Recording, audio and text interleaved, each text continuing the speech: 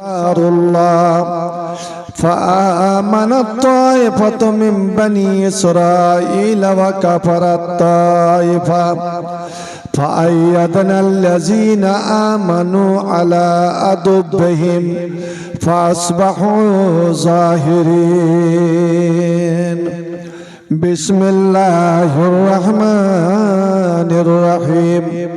يا أيها الذين آمنوا إن تنصروا الله ينصركم ويثبت أقدامكم.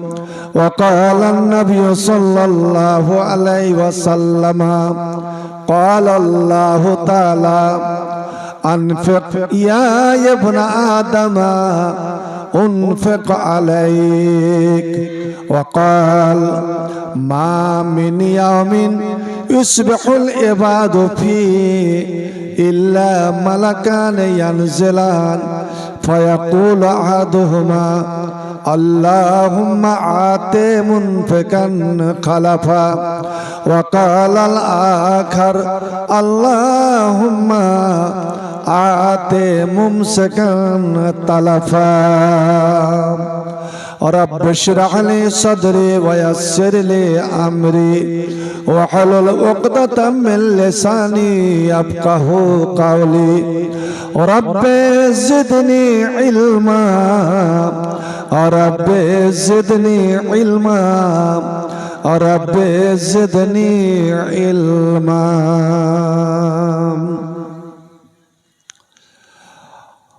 আল কোরআনের সৈনিক আমি নেই তো পরাজয়, এক আল্লাহর গোলাম আমি এই তো পরিচয়। আল কোরআনের সৈনিক আমি নেই তো পরাজয়, এক আল্লাহর গোলাম আমি এই তো পরিচয়। এই দুনিয়ার সবই নকল, এই দুনিয়ার সবই নকল, আসল কিছু নাই। এক আল্লাহর গোলাম আমি এই তো পরিচয়, এক আল্লাহর গোলাম আমি এই তো পরিচয়।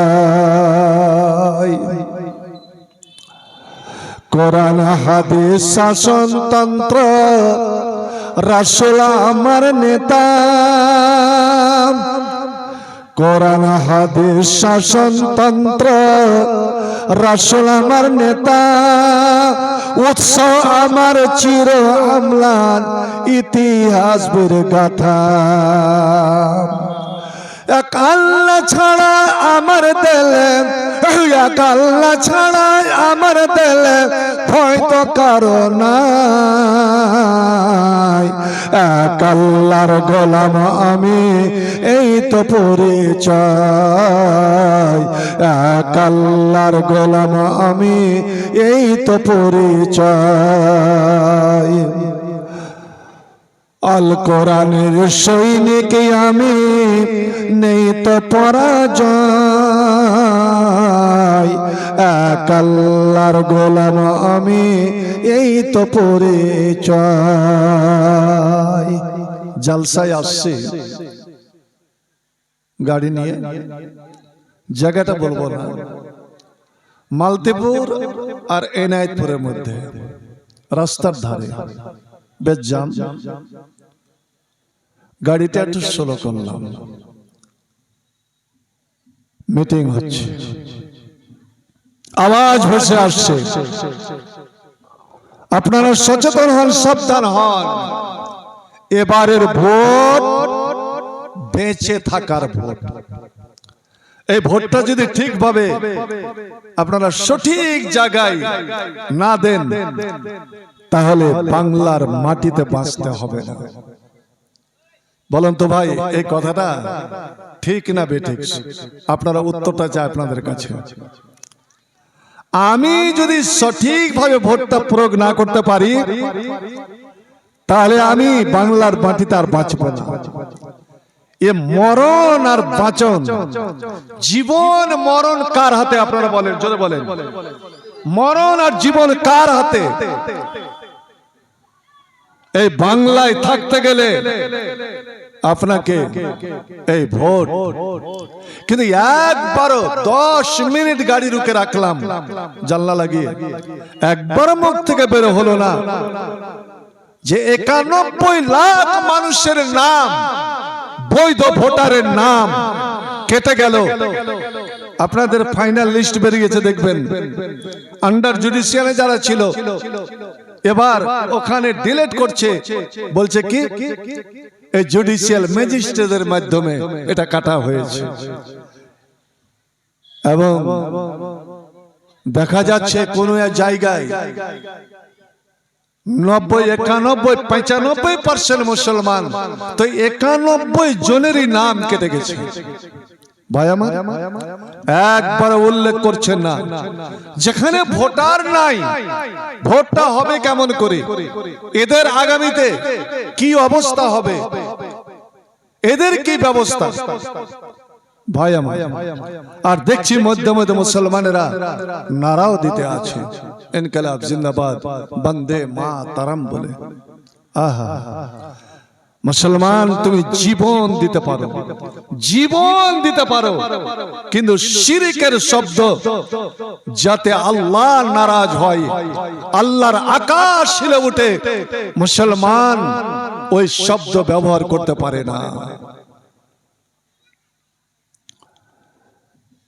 আজ আমরা কোন পর্যায়ে চলে গেলাম?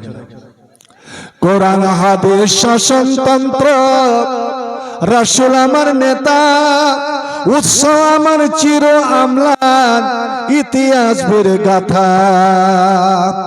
এক আল্লাহ ছাড়া আমার দেলে, এক আল্লাহ ছাড়া আমার দেলে ভয় তো কারো নাই।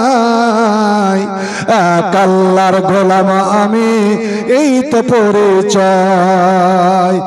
এক আল্লাহর গোলাম আমি, এই তো পরিচয়।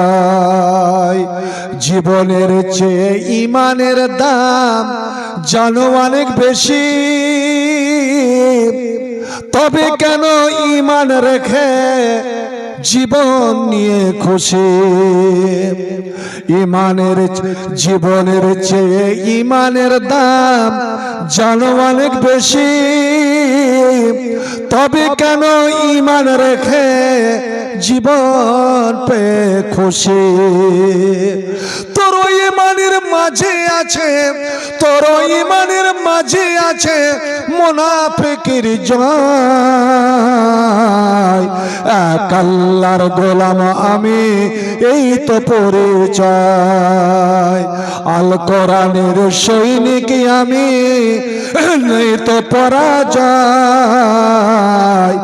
এক আল্লাহর গোলাম আমি, এই তো পরিচয়।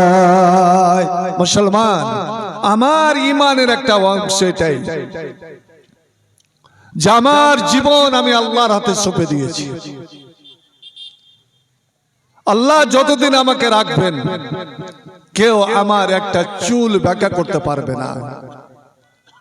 আল্লাহ যদি আমার জীবন লেখা রাখে, দুনিয়ার কোন শক্তি আমাকে বাঁচাতে পারবে, আমাকে মারতে পারবে না। এটাই তো হযরত ইব্রাহিম বলেছিলেন, ইন্না সলাতি ওয়া নুসুকি ওয়া মাহইয়ায়া ওয়া মামাতি লিল্লাহি রাব্বিল আলামিন। আমার সব কিছু বিশ্বপ্রভু আল্লাহর জন্য, আমার জীবন তার হাতে, আমার মরণ তার হাতে, আমার ইবাদত তার জন্য, আমার দান, আমার কুরবানি, আমার মসজিদ সব কিছু তারই জন্য। অতএব এই নমরুদের আগুন দেখে আমি কেন ভয় করব? এই আগুন আমার জীবন নিতে পারে? এ তো আমার রব নয়, এ তো আমার মালিক নয়, আমার জীবনের মালিক আল্লাহ। তবে হ্যাঁ, আল্লাহ যদি আমার পরীক্ষা নিতে চান, আল্লাহ যদি আমার ইমতিহান নিতে চান, যে ইব্রাহিম আমি তোমাকে আগুনে জ্বালিয়ে ঠিক যেমন সোনাকে গলিয়ে আসল নকল পরীক্ষা করা হয়, আমি তোমাকে এই নমরুদের অনলে জ্বালিয়ে তোমার ভালোবাসার, তোমার মুহাব্বতের, তোমার প্রেমের আমি পরীক্ষা নিব। জিবরিল তুমি আমার মালিক মাবুদ আল্লাহকে গিয়ে বলে দাও, আল্লাহ শতবার তোমার প্রেমিক ইব্রাহিম, তোমার ভালোবাসা ইব্রাহিম নমরুদের আগুনে ঝাঁপ দেবে, জীবন দিয়ে দিবে, নিজেকে জ্বালিয়ে দিবে, শুধু এইটুকু চাই যে জীবনের বিনিময়ে আল্লাহ তুমি তোমার প্রেমিক, তোমার ভালোবাসা ইব্রাহিমের প্রতি তুমি সন্তুষ্ট হয়ে যাও। আমি কিছুই চাই না আল্লাহর কাছে, আমি জীবন দেব, আগুনে জ্বালিয়ে দেব, কিন্তু আমার রব আমার জন্য খুশি হয়ে যায়। বন্ধুরে আমার, ঈমান এত বড় জিনিস, ঈমান এত বড় দৌলত। হযরতে খোবাইব রাদিয়াল্লাহু তাআলা আনহু, হযরতে খোবাইবকে ফাঁসিতে শুলিতে উঠিয়ে দিয়েছে কাফেরেরা, হাতে পায়ে কাঁটা মেরে দিয়েছে, শুধু গলাতে ফাঁস লাগতে বাকি, ফাঁস লাগা আছে, টানবে চলে যা। বুখারী শরীফের হাদিস, হযরতে খোবাইব নবীর প্রেমিক, নবীর সাহাবী, ওই সময় নবীর প্রতি তাদের টান, আল্লাহ আল্লাহ রাসূলের প্রতি তাদের মুহাব্বতের পরীক্ষা নিচ্ছে কাফেররা। আবু সেরওয়া, আবু সুফিয়ান এইভাবে বল্লমের একটা আঁচড় দিয়ে, পেটে আঁচড় দিয়ে বলছে, খোবাইব এ মুহাম্মদের প্রেমিক, আরে আল্লাহ প্রেমিক, একটা কথা বলো তো, 1 মাস ধরে তোমাকে আমরা বন্দী করে রাখলাম, জেলখানায় ভরে রাখলাম, ডিটেনশন ক্যাম্পে রাখলাম, 1 মাস পর্যন্ত তোমার বাড়ি ঘরের সঙ্গে তোমার সম্পর্ক নাই, তোমার ছেলে মেয়ের খবর জানো না, তোমার স্ত্রীর খবর জানো না, তোমার মা বাবার খবর জানো না। তোমার নিশ্চয় মন চাইছে এই ফাঁসির কাঠে উঠতে, আমার জীবন পাখি উড়ে যাওয়ার আগে আগে একবার আমার ছেলে মেয়েকে দেখে নি। বলো এ খোবাইব, বলো তোমাকে আমরা সসম্মানে ছেড়ে দেব, তোমার যা ক্ষতি হলাম সেই ক্ষতি পূর্ণ তোমাকে আমরা দিব, শুধু তোমার মুখ থেকে আমরা একটা কথা শুনতে চাই।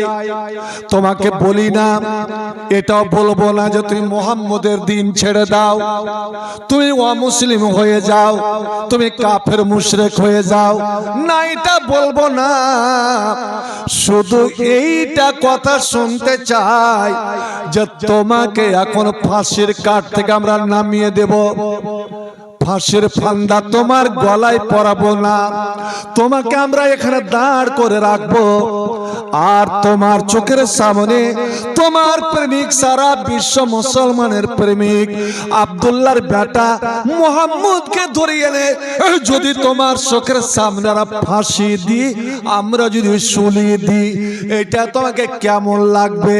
তুমি এটা পছন্দ করো কি করো না? তোমার জীবনের বিনিময়ে তোমার জীবন বাঁচিয়ে মুহাম্মদকে এই জায়গায় যদি ফাঁসি দেয়, তুমি সেটা মেনে নিতে পারবে কি পারবে না বলো? তুমি যদি একবার বলে দাও, ভাই আমার জীবন যদি তোমরা আমাকে রক্ষা দাও, আমাকে যদি বাঁচার সুযোগ দাও, তো মুহাম্মদ কি নবী কি রাসূল কি আমি জানি না, তাকে তো না ফাঁসি দিবে না শুলি দিবে, এটা তোমাদের ব্যাপার, শুধু এই কথাটা মুখ দিয়ে বের করে দাও। আল্লাহু আকবার। ভাই আমার, মুহাব্বত আর প্রেম ভালোবাসা হযরতে খোবাইব এত জোরে হুঙ্কার দিয়ে উঠছে, ঈমানি শক্তি যেন সমস্ত ফাঁসির ফান্দা ছিঁড়ে একাকার হয়ে যাবে। এ মুশরিকিনে মক্কা, এরে শয়তানের দলেরা, এতক্ষণ তোরা আমার জীবন নিয়ে খেলা করছিলি, আর এখন তোরা এসেছিস আমার ঈমান খরিদ করতে। আমার ঈমানের খরিদ বিক্রি তোরা আরম্ভ করেছিস। শোন,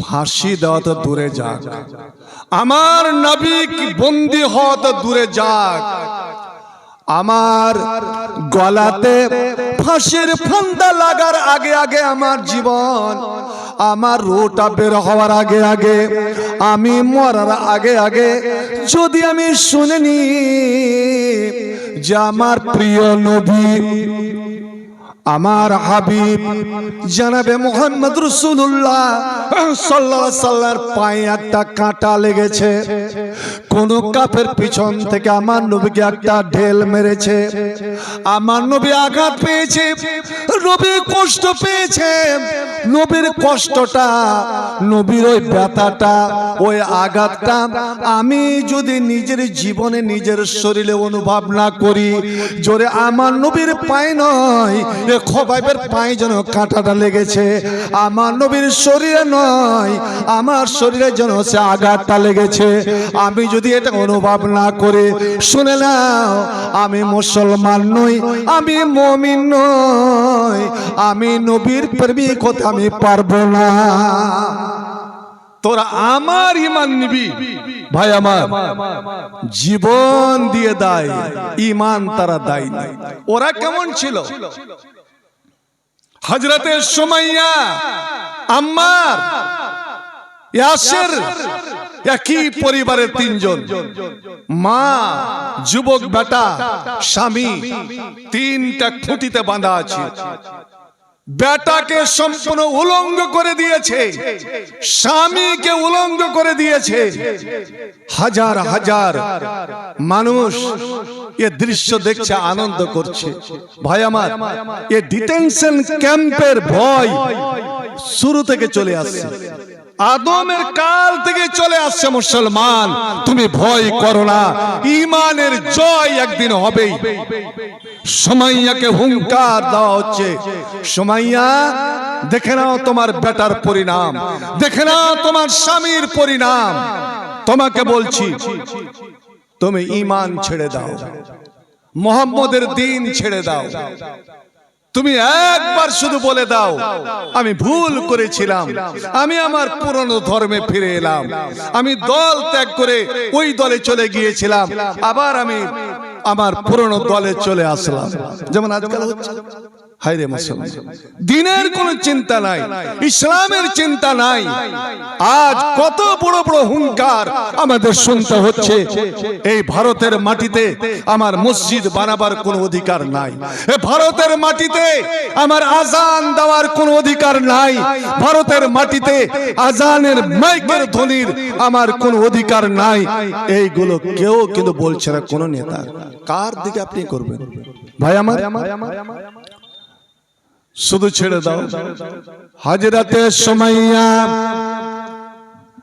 বলে উঠছে, ওরে আমার ছেলেকে উলঙ্গ করেছ, আমার স্বামীকে উলঙ্গ করেছ, আর আমাকে ভয় দেখাচ্ছ। তুমি একজন মেয়ে, তুমি একজন নারী, এতগুলো মানুষের সামনে তোমাকে উলঙ্গ করে দেব। শুনে নাও, আমার পোশাক তোমরা নিয়ে নিতে পারো, আমার পরিধানের পোশাক, আমার কাপড় কেড়ে নিতে পারো, আমাকে উলঙ্গ করে দিতে পারো, কিন্তু আমার অন্তর, আমার বেলে, আমার রক্তে, আমার রগে রগে, আমার মাংসের পেশিতে আমার ঈমানের যে পোশাক আমি পরে আছি, আল্লাহ ভীরুতার, আমি তাকওয়া পরেজগারির যে পোশাক পরে আছি, রে দুষ্ট দুরাচারের দলেরা, এ আবু জেহেলের দলেরা, আমার ঈমানের পোশাক জীবনে তোরা কেড়ে নিতে পারবে না রে। আমি উলঙ্গ হয়ে, মার পেটে উলঙ্গ হয়ে জন্ম নিয়েছি, আবার উলঙ্গ হয়ে আমাকে কবরে যেতে হবে, আমাকে কবরে উলঙ্গ হয়ে যেতে হবে। ও এবং কিয়ামতের কোটে হাসরের মাঠে আমাকে সকলকে উলঙ্গ হয়ে যখন উঠতে হবে, আল্লাহ আজ যদি আল্লাহর জন্য, আল্লাহ রসুলের জন্য, দিনের জন্য যদি উলঙ্গ হয়ে যেতে হয়, ওরে আমি পরোয়া করি না, আমি ভয় করি না যে আমি তো আমাকে উলঙ্গ করিও না, আমাকে ন্যাংটা করিও না, আমি তোমাদের দিনে ফিরে যাচ্ছি, এটা কষে কারা তোমরা আমার ব্যাপারে চিন্তা করিও না। এবার দুইটা উট এনে সুমাইয়া দুই পায়ে বেঁধে দেওয়া হচ্ছে, একটাকে এই মুখা করে একটাকে এই মুখা করে। সুমাইয়া এর পরিণাম ভাবছো তো? আর এদিকে আবু জেল বল্লম নিয়ে দাঁড়িয়ে আছে, একদম গুপ্ত অঙ্গ নিশান করে। এখনো সময়, এখনো সময়, তুমি একবার কালেমা ছেড়ে দাও, মুহাম্মদের দ্বীন ছেড়ে দাও, নচেত উট দুই দিকে হাঁকাবো। তোমার কি গতি হবে? বাঁশ যেমন করে ফাড়া হয় জিন্দা অবস্থাতে। ভাই আমার, এই সামান্য এইগুলো নিয়ে এত ভয়, এত দূর দূর কাঁপছেন। হায় রে আল্লাহ, সব কিছু ছেড়ে দিয়ে ট্রাইব্যুনালে ভিড় গিয়ে দেখো, জীবন জীবন নিয়ে আমরা কত ছোটাছুটি করছি, কিন্তু একবার চিন্তা করেছেন যে আল্লাহর ওখানে যে এসআইআর হবে, ওখানে যে ইমানের এসআইআর হবে, আর ওখানে ভীষণ ডিটেনশন ক্যাম্প আল্লাহ যে তৈরি করে রেখেছেন, খুজু হো ফাগুল্লু, এই 2 নম্বর ধান্দাবাজ মুসলমানদের ধরো আর এদের নাক দিয়ে, পেটের ভিতর দিয়ে, পায়খানার দ্বার দিয়ে জিঞ্জির বের করে ওরাকে টেনে নিয়ে যাও। ভাই আমার, ওটার ব্যাপারে একবার চিন্তা আমাদের হয়েছে কি? একমাত্র যেখানে আমার শুধু ইমানের মূল্য হবে, কোনো কিছুরই মূল্য হবে না, ওই ইমানকে বাঁচাবার একবার আমরা চিন্তা করেছি? চিন্তা করেন। সুমাইয়া বলল, ওরে আমার উট তোরা বেঁধেছ, পায়ে বেঁধেছ, আমি জানি যে আমার কি গতি হবে, তবুও সুমাইয়ার ভিতরে বিন্দু বিসর্গ ভয় নাই, কোন লেশ নাই। বন্ধু আমার, ঠিক ওই সময় সুমাইয়াকে উলঙ্গ করে দেওয়া হলো। একবার চিন্তা করেন, যুবক ছেলে, নওজোয়ান ছেলের সামনে মা উলঙ্গ, মায়ের সামনে বেটা উলঙ্গ, ওরে বেটার সামনে বাপ উলঙ্গ, আর হাজার হাজার মানুষ, হাজার হাজার দুষ্ট দুরাচারেরা এই দৃশ্য দেখছে। বন্ধুরে আমার, ইসলামের জন্য কত না যন্ত্র সহ্য করতে হয়, আপনারা প্রস্তুত থাকুন, তৈরি থাকুন।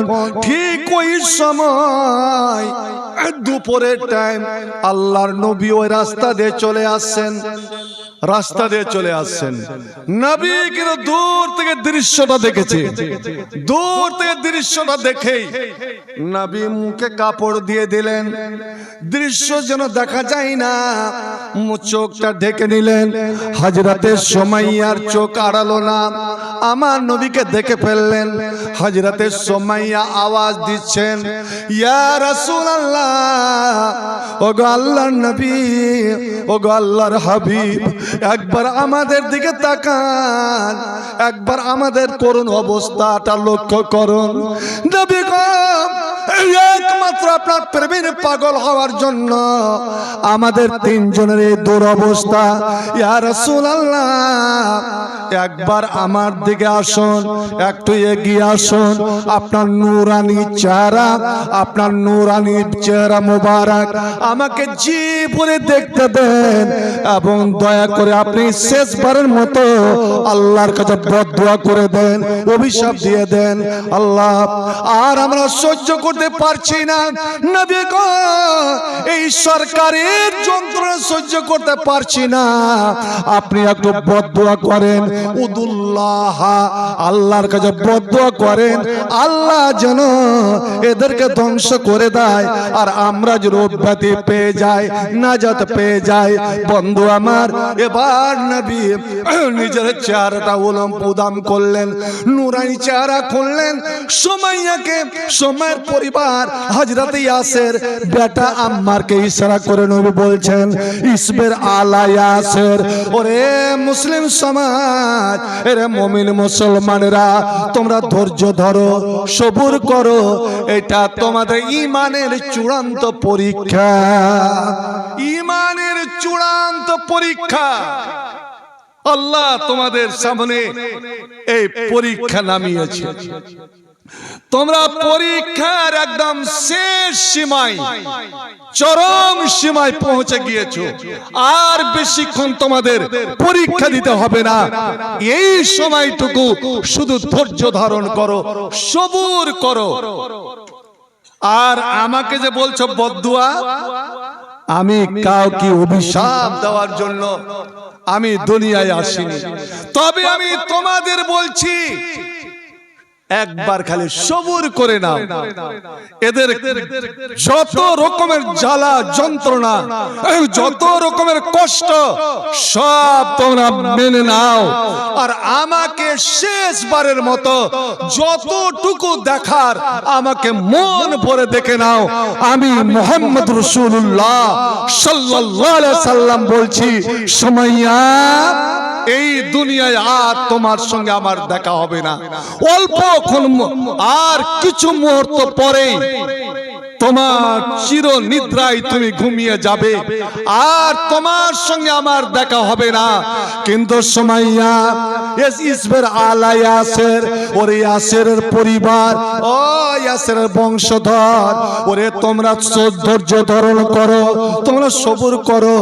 আমি নবী মুহাম্মদ বলছি, তোমাদের আমি কথা দিলাম, সর্বপ্রথম আমার উম্মতের মধ্যে, ওরে আমার উম্মতের মধ্যে যার সঙ্গে আমার হাসরের মাঠে এবং পুলসিরাতের গেটে সর্বপ্রথম যার সঙ্গে আমার সাক্ষাৎ হবে, যার সঙ্গে আমার মোলাকাত হবে, তুমি শুনে নাও, সেটা আমার বেটি ফাতেমা হবে না, আমার বেটি জাইনাব হবে না, আমার বেটি রোকাইয়া উম্মে কুলসুম হবে না, আমার 11টা স্ত্রী হবে না, ওরে আমার 10 জন সাহাবী হবে না, আমার বেটারা হবে না, আমার জামাইরা হবে না। আল্লাহ আল্লাহ, শোনো শোনো, আমার কিয়ামতের দিন এবং পুলসিরাতের মাঠে, পুলসিরাতের গেটে সর্বপ্রথম আমার সঙ্গে যার সাক্ষাৎ হবে, মোলাকাত হবে, আর আমার সাক্ষাৎ পাবে এবং আমার হাতে সর্বপ্রথম হাউজে কাউসারের পানি পাবে। এটা ভালো করে জেনে রাখুন, আমার উম্মতের মধ্যে সর্বপ্রথম কে হাউজে কাউসারের পানি পাবে, সেটা আমার 4 বেটির মধ্যে একটাও নয়, আমার চাচারাও নয়, আমার 3টা বেটা, আমার বেটারাও নয়, আমার জামাইরাও নয়, আমার কোনো সাহাবী নয়, আমার হাতে সর্বপ্রথম হাউজে কাউসারের পানি পাবে। ওরে সুমাইয়া, তুমি এবং তোমার পরিবার, তোমার স্বামী আছে এবং তোমার বেটা আম্মার। আল্লাহু আকবার। সবুর করো, ধৈর্য ধরো, তোমার সঙ্গে কিয়াম হাসরের মাঠে আমার সর্বপ্রথম মোলাকাত।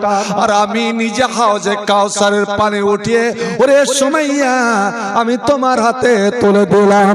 আর যেমনই এই কথা বলা, আল্লাহু আকবার, হযরতে সুমাইয়ার খেয়াল চলে এলো হাউজে কাউসার তো জান্নাতে, এবং জান্নাতের উপরে একবার উপরের দিকে তাকাইতো।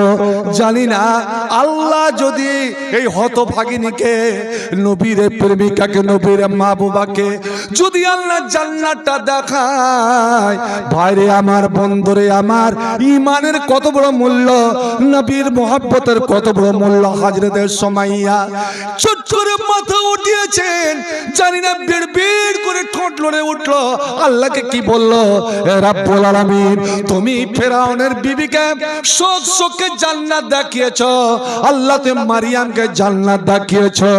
রব্বুল আলামিন গো, তুমি যদি ফেরাউনের বিবিকে জান্নাত দেখাতে পারো, তুমি যদি মারিয়ামকে জান্নাত দেখাতে পারো, তো আমি হাবিবে খোদা আল্লাহ তোমার হাবিব ইমামুল আম্বিয়া, নবীদের নবী, রাসূলদের রাসূল, আমি তার প্রেমিকা, আল্লাহ তার জন্য এবং তোমার জন্য আমি জীবনে শেষ সন্ধি করে দাঁড়িয়ে একবার কি আমার প্রাণ পাখি উড়ার আগে আমাকে জান্নাত খানা তুমি কি দেখাবে না? আল্লাহু আকবার। জানি না সুমাইয়া কোন অন্তরে আল্লাহর কাছে দোয়া করলো। আল্লাহ রাব্বুল আলামিনের সঙ্গে সঙ্গে জিবরিলকে বললেন, রে জিবরিল, জান্নাতের সম্পূর্ণ নকশাটা, ওরে জান্নাতের সব কিছু নিয়ামত আমার সময়ের সামনে, চোখের সামনে তোরা তুলে ধর। আল্লাহু আকবার। এদিকে জিবরিল তুলে ধরেছেন, মুচকি হেসে জান্নাতের নিয়ামত দেখে, জান্নাতের সমস্ত কিছু দেখে সুমাইয়ার জন্য দুঃখ কষ্ট সব ভুলে যাচ্ছে, সমস্ত ব্যথা বেদনা, সমস্ত পরীক্ষা। বলবো যে পায়ে উট বাঁধা আছে, উটের রশি বাঁধা আছে, কিছুক্ষণ পরে উট যে দুই দিকে হাঁকাবে, ওর পা ফড়ফড় করে ফেড়ে যাবে, কোন খেয়াল নাই। জান্নাতের নিয়ামত দেখে আল্লাহ রে আল্লাহ, হযরতে সুমাইয়ার মুখে মুচকি হাসি ফুটে গেল। আল্লাহু আকবার। এবার জোরে বলো সুবহানাল্লাহ। আমার নবী বললেন, ওরে জান্নাতি মানুষ, মৃত্যুর সময় মরণের পরে কে জান্নাতি আর কে জান্নাতি নয়, তোমরা দুটা আলামত দেখে নিও, দুটা আলামত দেখে নিও। আপনারা ভালো করে মনে রাখেন, কে ঈমানের উপরে মারা গেল, মুমিন হয়ে মারা গেল, জান্নাতি হয়ে মারা গেল, ওই মৃত্যু মানুষের মধ্যে দুটো লক্ষণ পাবেন, দুটো আলামত পাবেন। ওই দুই আলামত যদি আপনি যে পেলেন, তো নিশ্চিত আপনি জানেন যে এই লোকটা, এ আমার বাবা, আমার ভাই, আমার কাকা, আমার ছেলে জান্নাতি। আল্লাহর কাছে দোয়া করি, আল্লাহ ওই দুই সিফাত, ওই দুই গুণ আল্লাহ আমার প্রত্যেক মুসলমান মুসলমানের মধ্যে আল্লাহ দিও।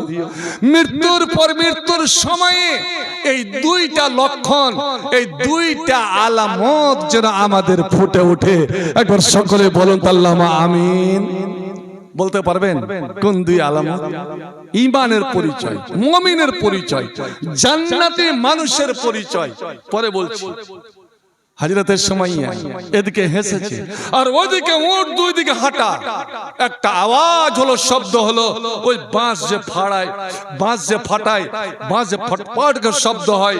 আবার দেখেছেন গিরাতে যখন দাওটা আটকে যায় তখন আবার হাতুড়ি এভাবে মারে। ঠিক সুমাইয়ার পা ফড়ফড় করে উঠেছে। আর ওই সময় দুষ্ট দুরাচার মালাউন ফেরাউন হাজিল উম্মা, এই উম্মতের ফেরাউন সজোরে বলল, মারলো মা সুমাইয়ার গুপ্ত অঙ্গে। ভাই, জান্নাত সহজ ব্যাপার নয়, ঈমান সহজ ব্যাপার নয়। জান্নাত চাইতে হলে আপনার যেমন জানের কুরবানি, জীবনের কুরবানি, সঙ্গে সঙ্গে আপনাকে অর্থের কুরবানি লাগবে। আজ আমরা আমার জীবন কি করে বাঁচবে, আমি কি করে এখানে টিকবো, কি করে আমি বাংলাদেশ যেন আমাকে পুশব্যাক না হতে হয়, আমাকে ডিটেনশন ক্যাম্পে যেন না যেতে হয়, এরই ফিকির আমার ঈমান থাক বা যাক, আমাকে চির জাহান্নামে যেতে হোক, ওদিকে আমার কোনো ফিকির নাই। এটাই হলো নিয়ম। ঈমানের চেয়ে, জীবনের চেয়ে ঈমানের দাম জানো অনেক বেশি, তবে কেন ঈমান রেখে জীবন পে খুশি। তুই মুসলমানের মাঝে আছে, তোর ইমানের মাঝে আছে মুনাফিকের জয়। এক আল্লাহর গোলাম আমি, এই তো পরিচয়। এক আল্লাহর গোলাম আমি, এই তো পরিচয়। গোলাম ভেবে আমরা যে আল্লাহর গোলাম, আমরা যে আল্লাহর দাস, গোলাম ভেবে মাথা ঝুঁকাও নামাজের মাঝে।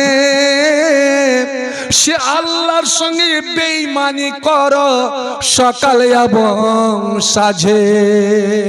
আল্লাহু আকবার।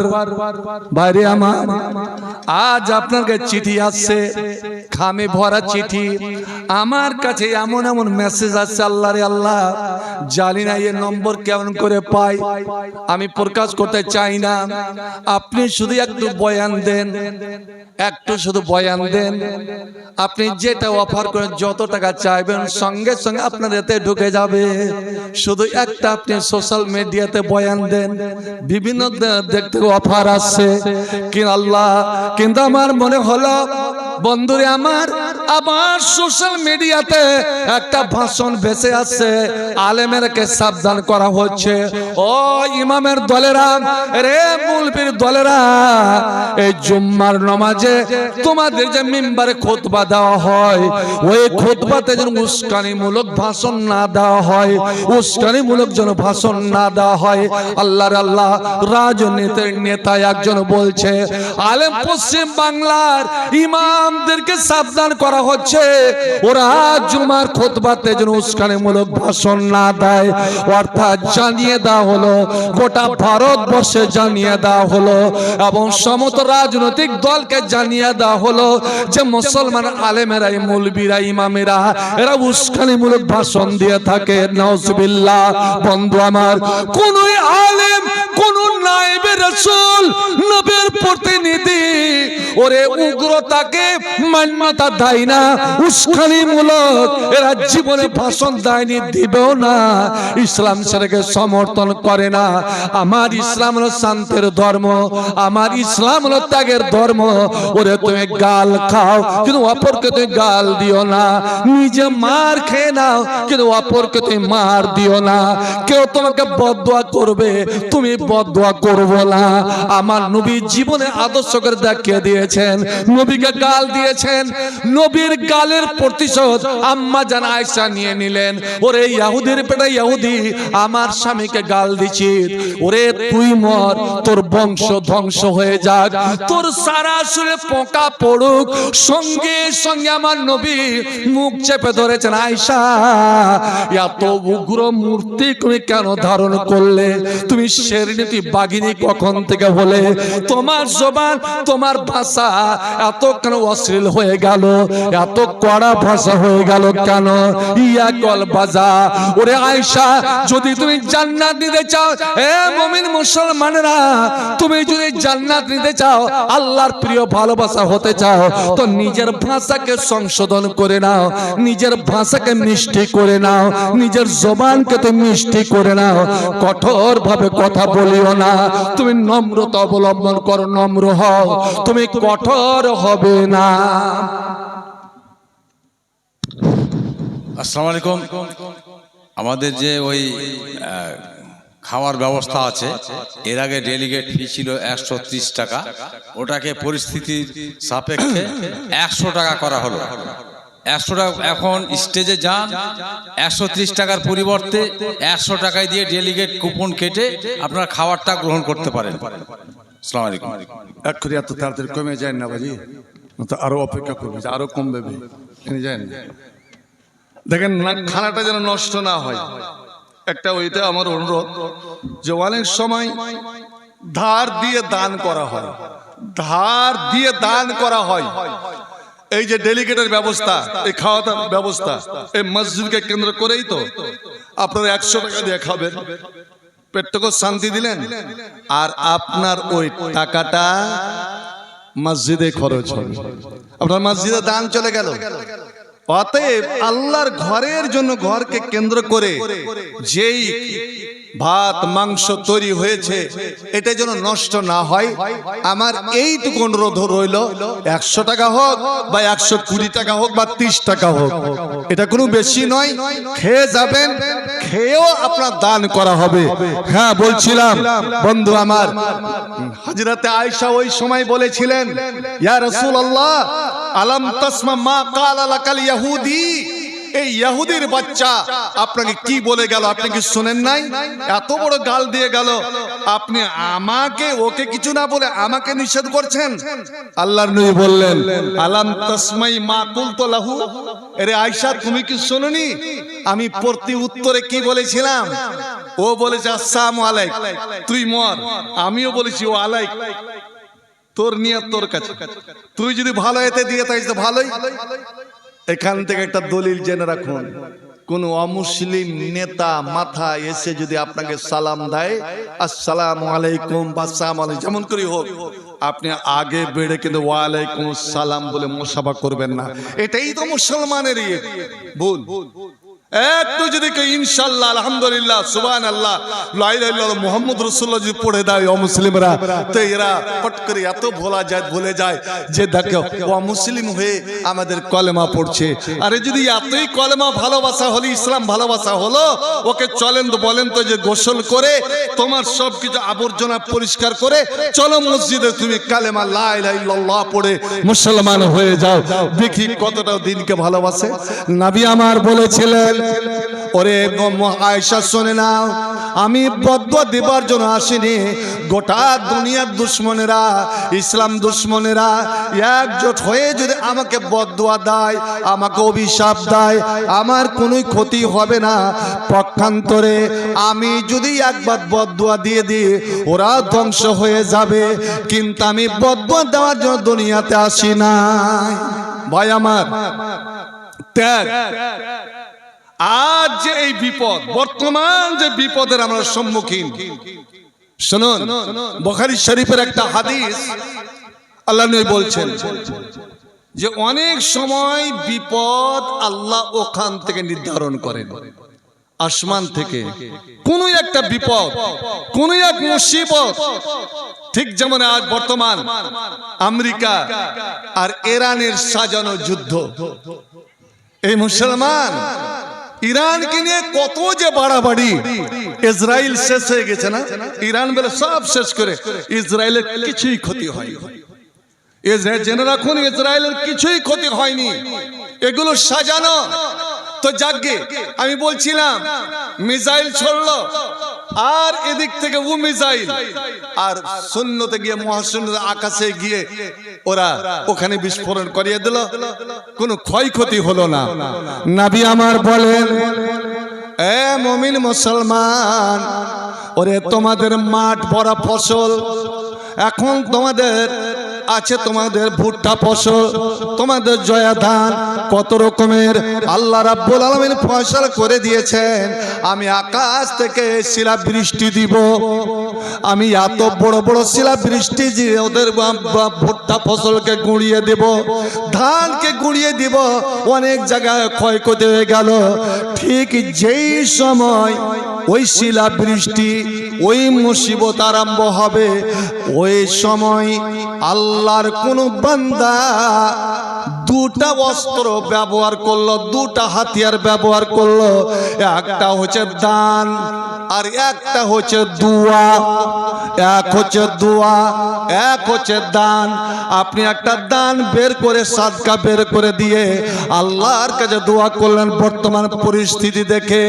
বন্ধুরে আমার, নবী বলছেন ওই দান আর ওই দোয়াটা ও আকাশের দিকে ছুটে যায়, আর ঠিক ওই মুহূর্তে বাড়ামো ওই বসিবতটা আকাশ থেকে নেমে আসে, ওরে রাস্তার ফাঁকা জায়গাতে গিয়ে ওকে চেপে ধরে।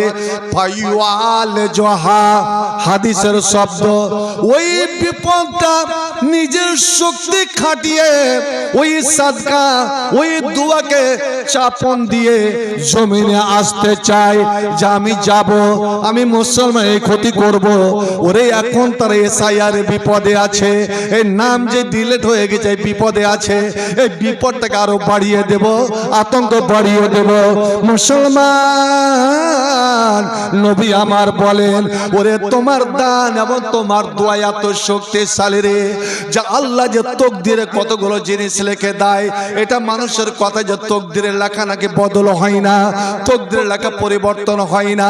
না না না, তুমি ভাগ্যের লেখাকে যদি পরিবর্তন করাতে চাও, ভাগ্যের লেখাকে যদি বদলাতে চাও, তবে তুই মন খুলে প্রাণ খুলে আল্লাহর কাছে দোয়া করো।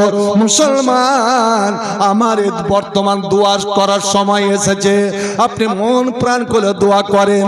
বিশেষ করে ওরে মাগরিব এবং আসে ফজরের নামাজের পরে, আর যখন বিছানায় শুইতে যাবেন, আমি বলে গেলাম এই দোয়াটা আপনি 100 বার করে পড়েন, 100 বার করে পড়েন, ইনশাআল্লাহ আল্লাহ আপনার কোনো একটা পথ বের করে দেবে। হাসবুনাল্লাহু ওয়া নি'মাল ওয়াকিল, হাসবুনাল্লাহু ওয়া নি'মাল ওয়াকিল আপনি 100 বার পড়েন। আপনি লা হাওলা ওয়ালা কুওয়াতা ইল্লা বিল্লাহ, লা হাওলা ওয়ালা কুওয়াতা ইল্লা বিল্লাহ 100 বার পড়েন। আর একটা দোয়া আমার সঙ্গে পড়েন তো। আল্লাহ পাকের নবী হযরত আসমা বিনতে উমাইসকে বলছে, আসমা রে, তুই যতই বিপদে পড়ো না কেন, যতই চিন্তা ভাবনা তোমাকে চেপে ধরুক না কেন, তুমি এই দোয়াটা বারবার পড়ো, বারবার পড়ো, দেখবে তোমার চিন্তা, তোমার ভাবনা, তোমার জীবনের সমস্ত বিপদ আপদকে আল্লাহ কোন দিক দিয়ে যে দূর করে দিবে তুমি বুঝতে পারবে না। ওই দোয়াটা আমার সঙ্গে পড়ো। আল্লাহ বলেন, যাবে সবাই বলেন, আল্লাহ আল্লাহ লা উশরিকু বিহি শাইয়া, আল্লাহ আল্লাহ লা উশরিকু বিহি শাইয়া, আল্লাহ আল্লাহ লা উশরিকু বিহি শাইয়া। ওরে এই দোয়াটা আপনি 100 বার করেন। বন্ধু আমার, আজ থেকে আমল শুরু করে দেন। এবং বন্ধু আমার, আপনি আপনার জানের, আপনার মালের আপনি সাদকা বের করেন। এর চেয়ে বড় বিপদ আর কি হতে পারে? আল্লাহ, যেখানে আমার মসজিদ আজ বিপদের সম্মুখীন, রব্বুল আলামিন আল্লাহ তুই হেফাজত করো। ওই দিন যেন দেখতে না হয় যে আমার মসজিদের আজান বন্ধ হবে, ওই দিন যেন দেখতে না হয় বাংলার মানুষকে যে আমার ফালাউল মুসলিমিনের মতন মাদ্রাসা, আমার বাগের শাহিনের মতন মাদ্রাসা ওরে বন্ধ করে দেওয়া হবে। যেখানে কোরআনের আওয়াজ শোনা যাবে না, যেখানে নবীর হাদিসের আওয়াজ ভেসে আসবে না, যেখানে আজানের সমুদ্র কণ্ঠ ভেসে আসবে না। বন্ধু আমার, এই বিপদ থেকে যদি বাঁচতে চান, এই বিপদ থেকে উদ্ধার পেতে চান, তার উপায় হচ্ছে একমাত্র সাদকা, একমাত্র দান। আল্লাহ তাই বলছেন, ইয়া ইবনা আদম, আল্লাহ ডাক দিয়ে বলছেন, এরে আদমের বেটা বেটিরা, এ মানুষ সন্তান, এরে মুমিন মুসলমানেরা, এরে আমার আখির নবী মুহাম্মদুর উম্মতেরা, তোরা শোন। এটা আল্লাহ নিজে আকাশ থেকে ডাক দেন, আরশ থেকে ডাক দেন, আনফিক ইয়া ইবনা আদম, এ বিশ্বম্পরে মুমিন মুসলমানেরা, ওরে তোমাদের চোখের সামনে, তোমাদের মাটিতে, তোমাদের বাজারে আমার ঘর যে নির্মাণ হচ্ছে, আমার ঘর যে তৈরি করেছো, সেটাকে সম্পন্ন করার জন্য অর্থের প্রয়োজন, ওরে টাকা পয়সার প্রয়োজন। আমি আল্লাহ যেমন তোমার জীবনের মালিক, আমি আল্লাহ তোমার ধন সম্পত্তির মালিক, আমি আল্লাহ তোমার টাকা পয়সার মালিক, আমি আল্লাহ তোমার সব কিছুর মালিক। যখন আমি মালিক হলাম, আমি মালিক হয়ে তোমার কাছে আমি চাইছি যে তুমি আমার পথে এইটা তুমি দাও। ওরে প্রয়োজন হলে তুমি জীবন দাও, প্রয়োজন হলে তুমি রক্ত দাও, প্রয়োজন হলে তুমি অর্থ দাও। আনফিক ইয়া ইবনা আদম, রে আদমের বেটা বেটিরা, আমার পথে, আমার পথে, আমার পথে তোমরা খরচ করো। কত খরচ করে এটা আল্লাহ বলছেন না, তোমার সাধ্য মতো, তোমার শক্তি মতো তুমি খরচ করো। আমি আল্লাহ তোমাকে কথা দিচ্ছি, আমি আল্লাহ ওয়াদা দিচ্ছি, ওয়াদা করছি, আমি প্রতিশ্রুতি দিচ্ছি। এটা সরকারের প্রতিশ্রুতি নয় যে 15 লাখ করে সবারই অ্যাকাউন্টে ঢুকবে। এই মুসলমানের আলেম ওলামারাই কম কি আল্লাহ রে অ্যাকাউন্ট খুলেছিল 15 লাখ এখানে আছে জি। সরকার যদি কোনো একটা ওয়াদা করছে ওইদিকে একটা লাইন লাগিয়ে দাঁড়িয়ে গেলাম। কোম্পানি যদি কোনো একটা ওয়াদা দিচ্ছে, এই মোবাইল কোম্পানিগুলো সব লাইন লাগিয়ে দিলাম। আর আল্লাহর ওয়াদা, আল্লাহর প্রতিশ্রুতি, ওমান আসদাকু মিনাল্লাহি কিলা, আর আল্লাহর থেকে সত্যবাদী আর কে হবে? যে তোরা আমার পথে দে। তুই ধনী হতে চাস, তোর অবস্থার সচ্ছলতা তুই চাস, যেন আরো তুই সচ্ছল ভাবে জীবন যাপন করতে পারিস, তোর জীবনের অভাব অনটন যেন দূর হয়ে যায়।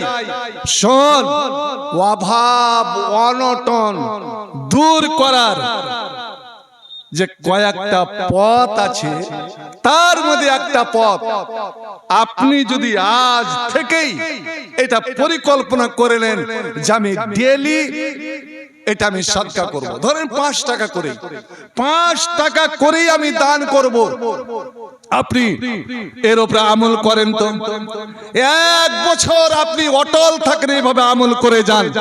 দেখুন আল্লাহর প্রতি বিশ্বাস করে আল্লাহ আপনার অবস্থার পরিবর্তন করে কি করে না? কারণ আল্লাহ নিজে বলছেন হাদিসে কুদসি, আনফিক, তোরা খরচ কর।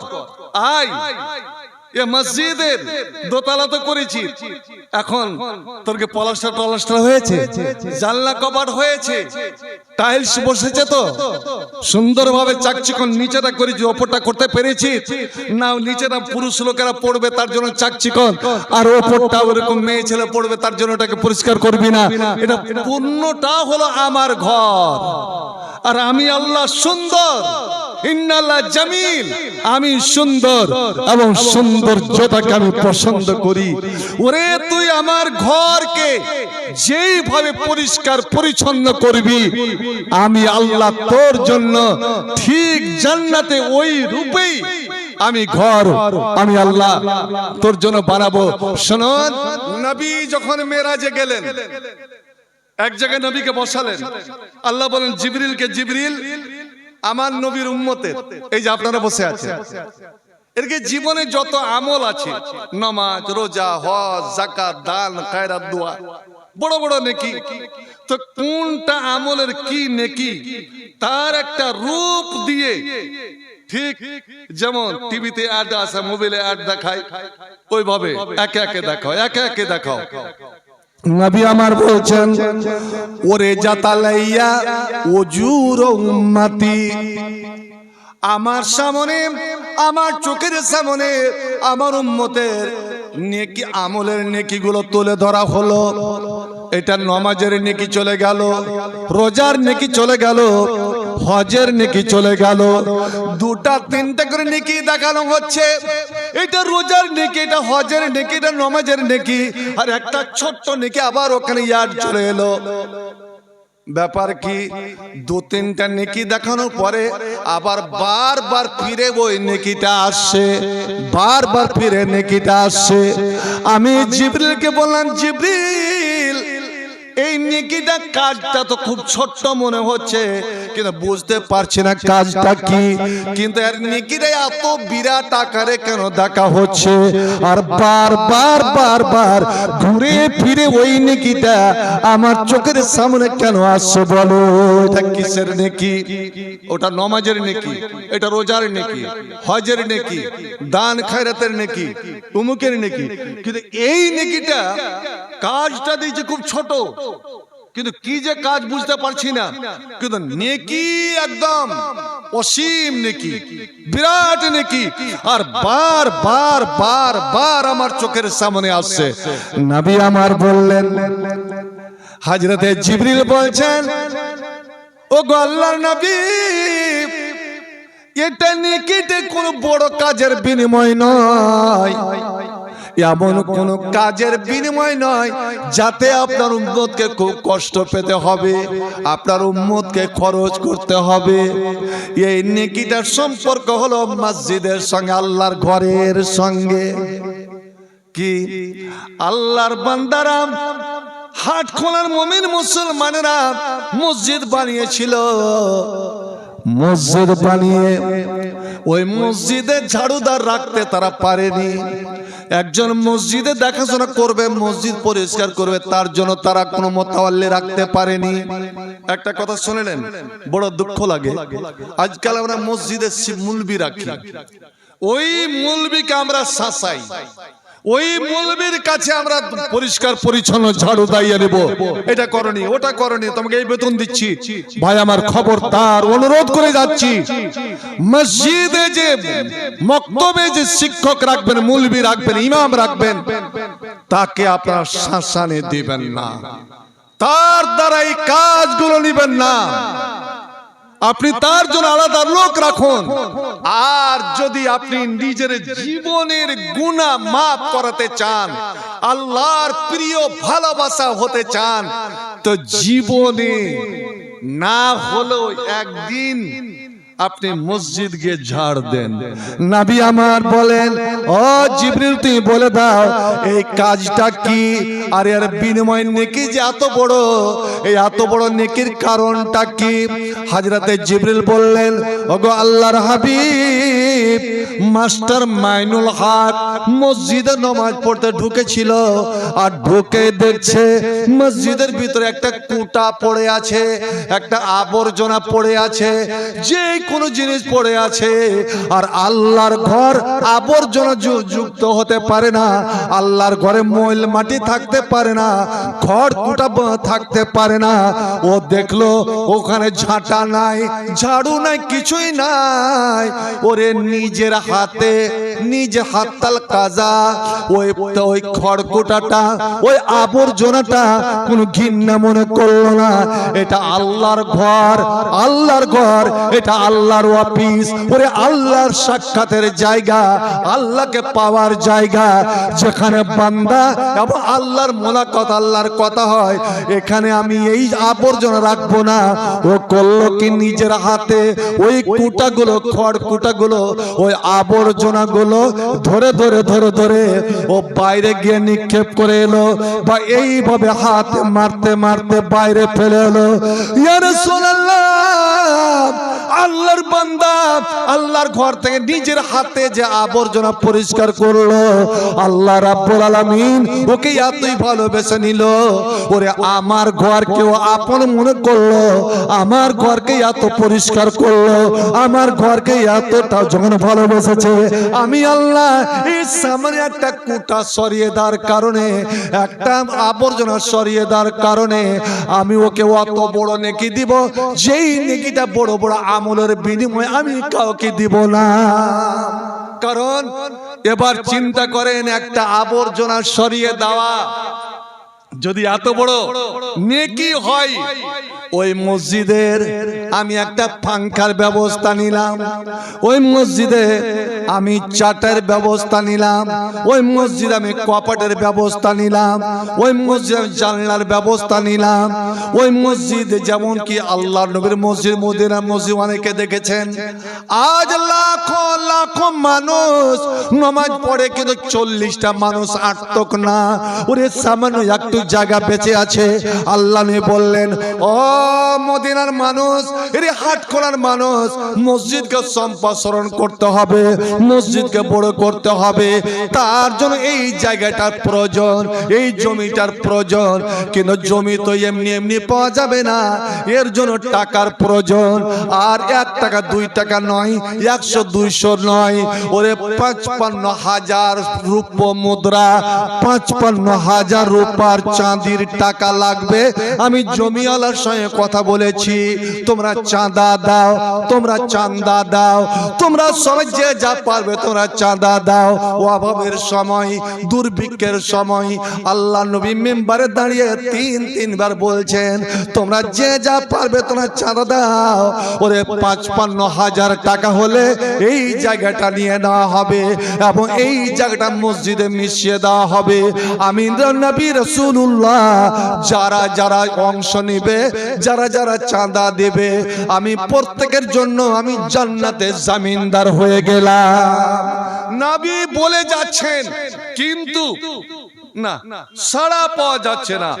একজন দাঁড়িয়ে গেলেন, দাঁড়িয়ে গিয়ে বলছেন, হুজুর ওই জমিটা যদি কিনে দেওয়া যায়, ওই জমিটা যদি খরিদ করে মসজিদে যদি দান করে দেওয়া হয়, তবে কি পাওয়া যাবে? আল্লাহ কি দিবেন দয়া করে বলুন। নবী শুধু একটাই কথা বললেন, মসজিদ আল্লাহর ঘর, আর আল্লাহর ঘরে তুমি যখন এই জায়গাটা কিনে, মসজিদের সব থেকে বড় দান হলো জমি দান করা।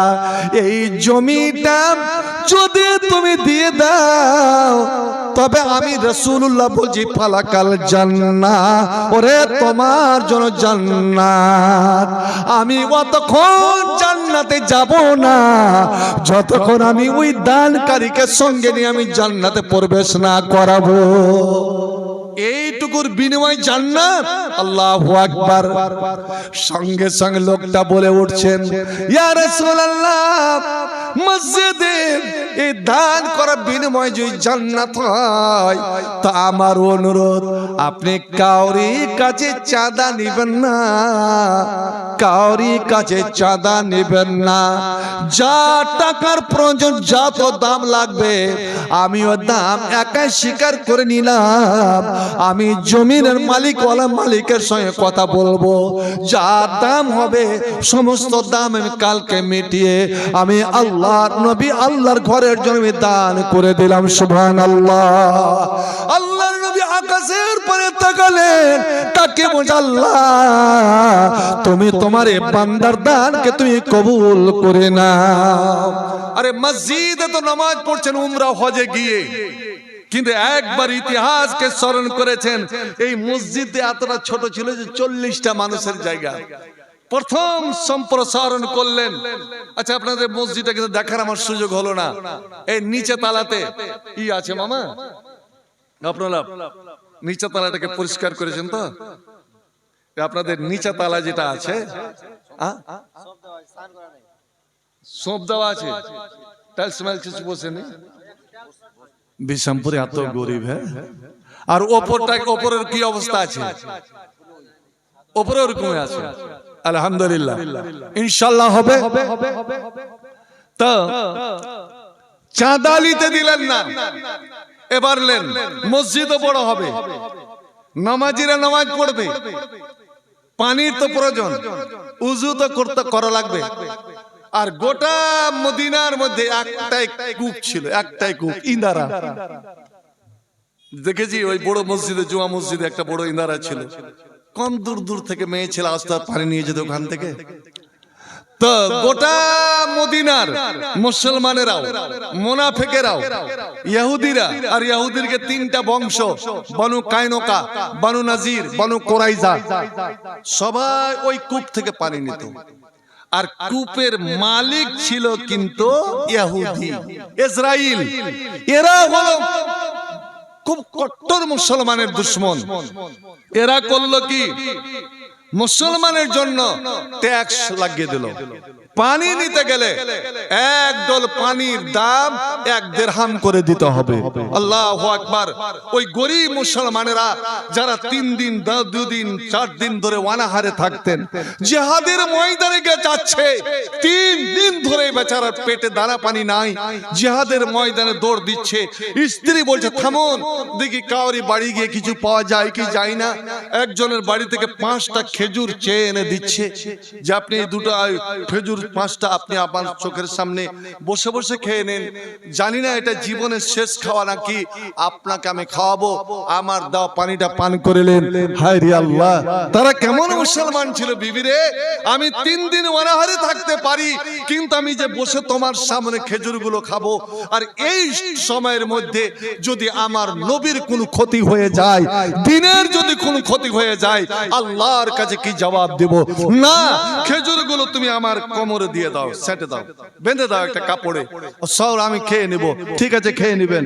আল্লাহু আকবার। ওই মুসলমানেরা কি করে ডেলি ডেলি পানি, তো পানির দ্বিতীয় নাম জীবন, পানি না হলে তো চলবে না। ভাই আমার, দিনে যদি 3 বার 4 বার করে পানি আনতে হয়, এতগুলো টাকার কোথায় যাবে?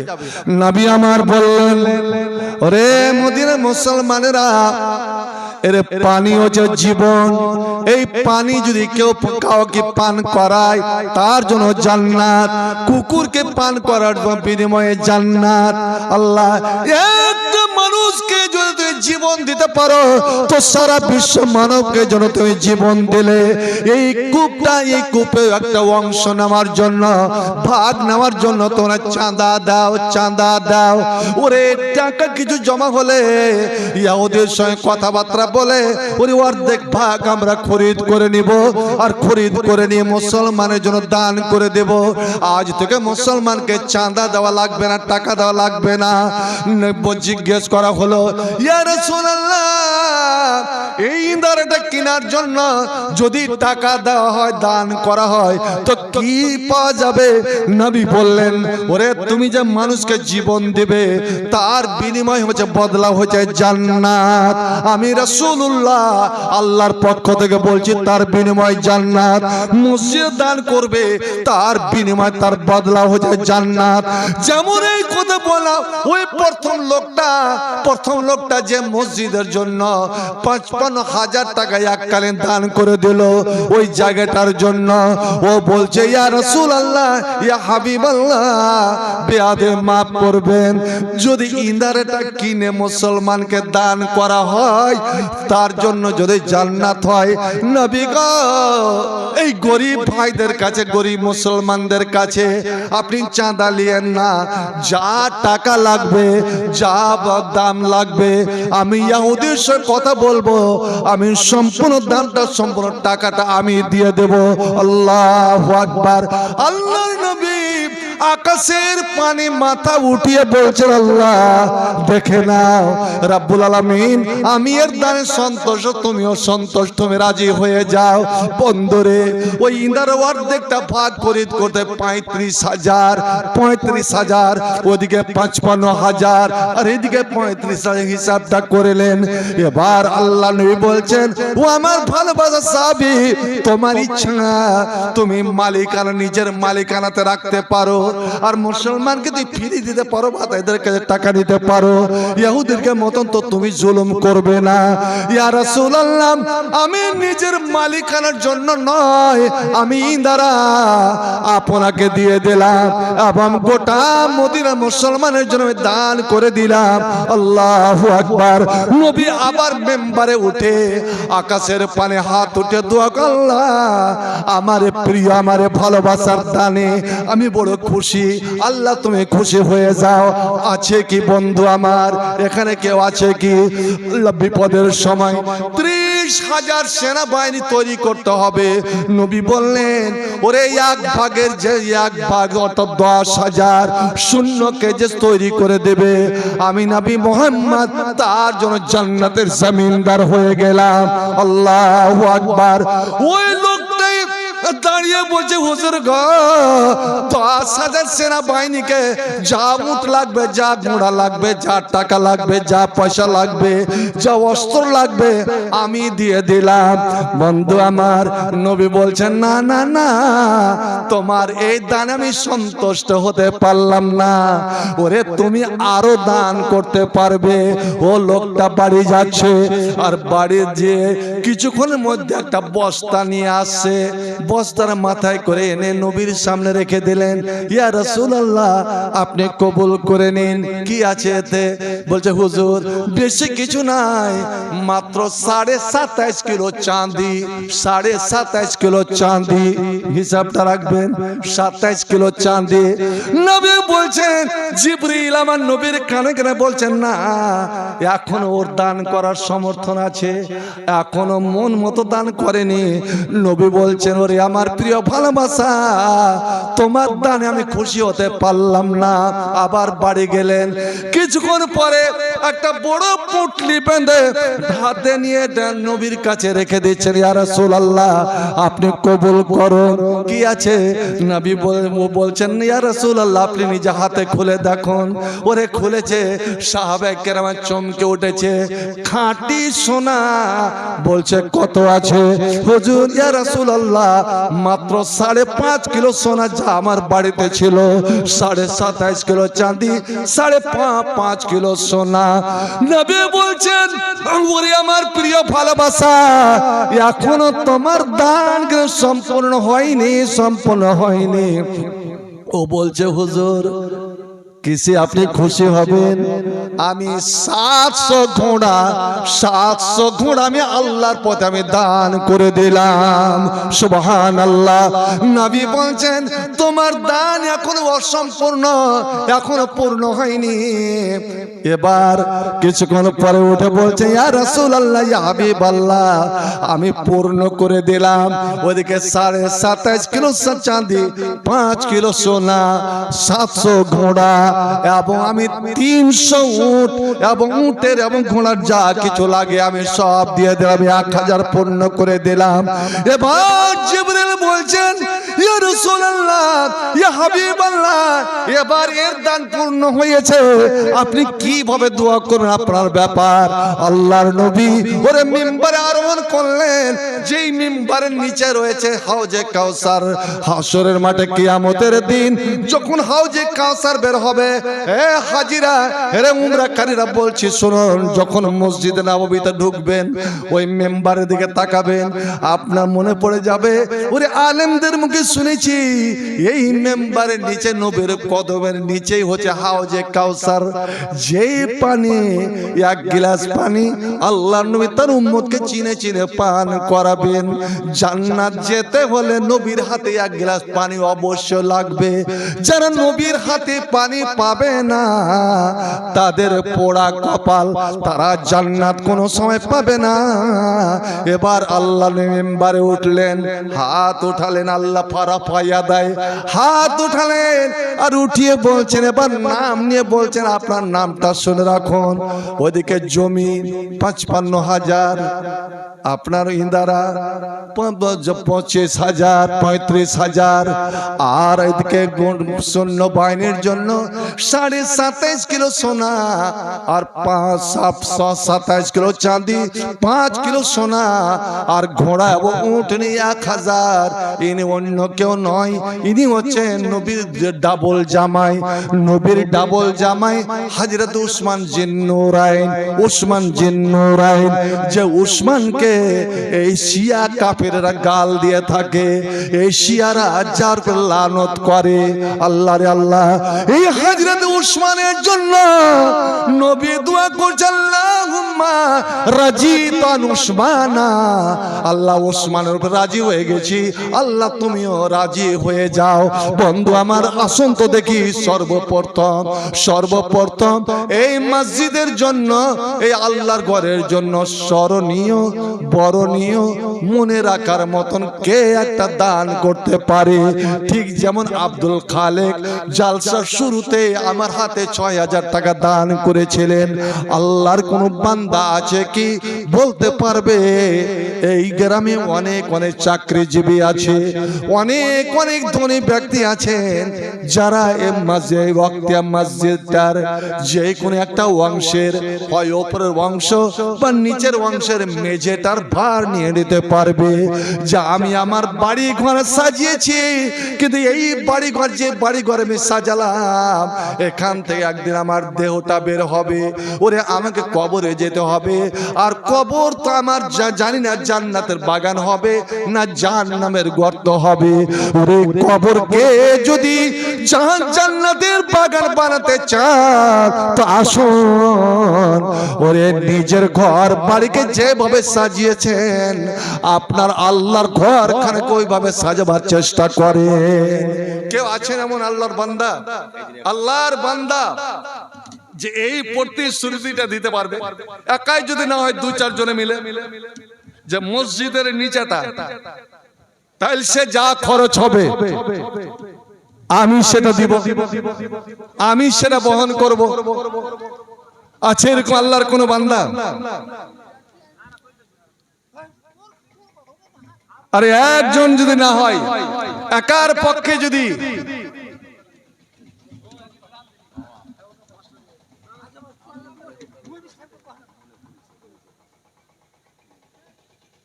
আলহামদুলিল্লাহ, মাশাআল্লাহ। ঠিক হযরত উসমানের মতো আমার মামা মাস্টার মাইনুল হক, আলহামদুলিল্লাহ, বাপ মা দাদু দাদি নানা নানি আত্মীয় স্বজন সমস্ত আহলে আয়াল যারা মারা গেছেন তাদের রুহের মাগফিরাত এবং তাদের জান্নাতের ব্যবস্থাপনার জন্য আমার মামা তার মনের বাসনা কামনা যে মেজেটাতে যা খরচা হবে তাই সেটা আমি বহন করব। মাশাআল্লাহ, আলহামদুলিল্লাহ। আল্লাহুম্মা বারিক লাহু ফিমা আতাইতু আকসার মা লাহু ওয়া ওয়ালাদাহু ওয়া জিদ ফিবরিহি রাব্বিরহামহুমা কামা রাব্বায়ানি সাগীরা। আল্লাহুম্মা ফিল মুসলিমাত, আল্লাহুম্মা ফিল মুমিনুল মুমিনাত। একজন 1000 ভাই আমার, আপনার মন ও প্রাণ খুলে বর্তমান পরিস্থিতি, বর্তমান অবস্থা, এই ভোটের অবস্থা, সরকারের অবস্থা, এসআইআর এর অবস্থা, আর দেখলেন একদিনের ঝড় বাতাসে কতটা আমাদের ক্ষতি হয়েছে। এখনো সোনার ফসল আমাদের মাঠে লাগা আছে। এইগুলোকে স্মরণ করে আমি প্রত্যেকের কাছে অনুরোধ করছি, কেউ শূন্য হাতে খালি হাতে কিছু না দিয়ে যাবেন না। কে একজন 1000, আলহামদুলিল্লাহ, আলহামদুলিল্লাহ। এখন বর্তমান আমার মামা মাস্টার মাইনুল হক 5000, মাশাআল্লাহ, আলহামদুলিল্লাহ। আল্লাহুম্মা বারিক লাহু ফিমা, আর একজন 1000, আয় রাব্বুল আলামিন তার দানকে সদর গ্রহণ করো। আল্লাহুম্মা বারিক লাহু ফিমা রাযাকতাক ফারহামহু। আমিন আমিন আমিন সুম্মা আমিন। ভাই আমার, জানি না আপনাদের এই মেজেটা স্কয়ার ফুটে কত। আপনি আপনার বাবা মা যারা কবরে চলে গেছেন, আত্মীয় স্বজন যারা কবরে চলে গেছেন, তাদেরকে স্মরণ করে, তাদেরকে মনে করে ছেলে মেয়ের, আমরা অনেকে বলি একটু দোয়া করে দিন আমার মা বাবার জন্য। দেখুন একটা কথা, অপরের দোয়াতে কোনো কিছু হয় না। মা বাবাকে জান্নাত পাঠাতে পারে একমাত্র ছেলে মেয়েরা। ছেলে মেয়েদের দান আর ছেলে মেয়েদের দোয়া। হাদিসে আল্লাহ নবী বলছেন, মা বাবা জান্নাতের এক কোনায় পড়ে আছে। হঠাৎ একদিন আল্লাহ রাব্বুল আলামিন বললেন, যাও ওরা দুইজনকে নিয়ে জান্নাতের উঁচু স্থানে পৌঁছিয়ে দাও। যখন চলে গেছে,